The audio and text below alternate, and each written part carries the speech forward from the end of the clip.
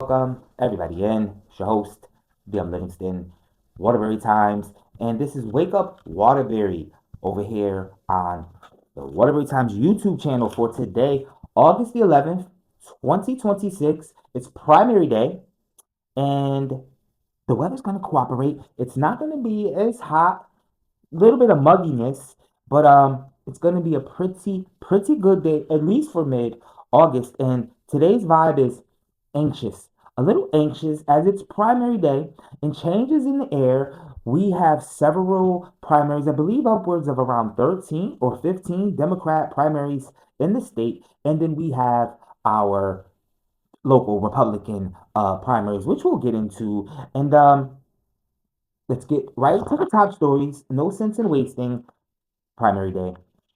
Jonathan DeBarros versus Chris Shea for the Republican nominee to go against Jahan Hayes for the congressional district, the 5th district, with the city of Waterbury being the largest city in that district. This has been a grassroots movement from Jonathan DeBarros going against the backed Chris Shea, backed by, most importantly, the Republican Town Committee's former chair, Don Majorano. So we're assuming concurrently backed by Alan Leon. And our big question is, where's the coverage from CBS and NBC and ABC? They're talking about Bronin and all this other things, but we have a grassroots movement.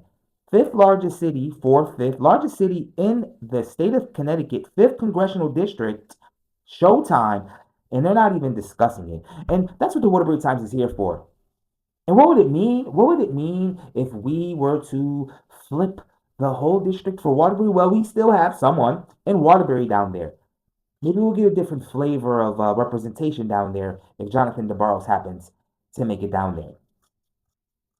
As we move on, second top story.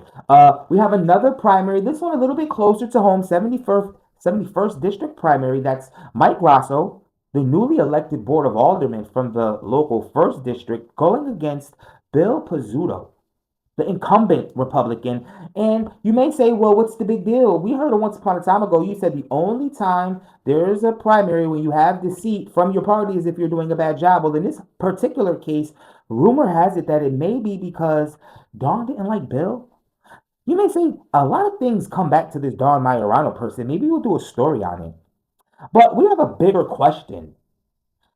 Should people who were just elected to one office have to have like a holding period, maybe like a what's it, like a 90-day probationary period before they're allowed to run for another position? I mean, he just pledged allegiance to the board of alders in his district, and now he's going to split duty. Didn't Dawn have a problem with Mike DG Vienna? And our third top story, brought to our attention yesterday. Shout out to Reese on the radio going in. If you don't listen to Reese on the radio when you're not listening to us here, what is your problem? Go listen to Reese on the radio. Listen, let's recap. A situation happened. Head to the waterburytimes.com for the deepness of it. But basically, our Secretary of the State, Stephanie Thomas, telling lies. And then she's doubling down on the lies with nonsense to make you forget that maybe she lied. Reese on the radio. He'll give it to you how you need to get it. But we want to wonder this one question. Could this have been avoided if Stephanie Thomas minded her business? It seems as if she's now trying to blame social media. She's trying to blame this, that, and the third. What we think is that she thought no one would notice the agenda she was trying to push. And when someone pushed back, she folded like a deck of cards. And now she's scrambling. Hi, Stephanie. Today's big conversation. Big conversation.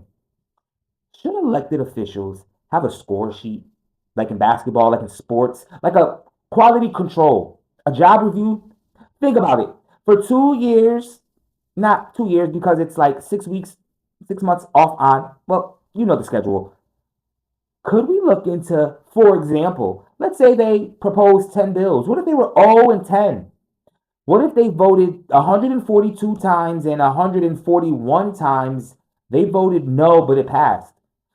And we can have some real numbers to crunch instead of making it a popularity contest. So that's our big conversation. Should state elected officials, and local elected officials for that matter, Have a score sheet, an official score sheet. Listen, Waterbury Life, primary day.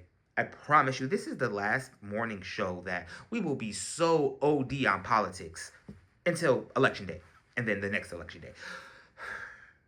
The city of Waterbury plays a vital role in the national landscape.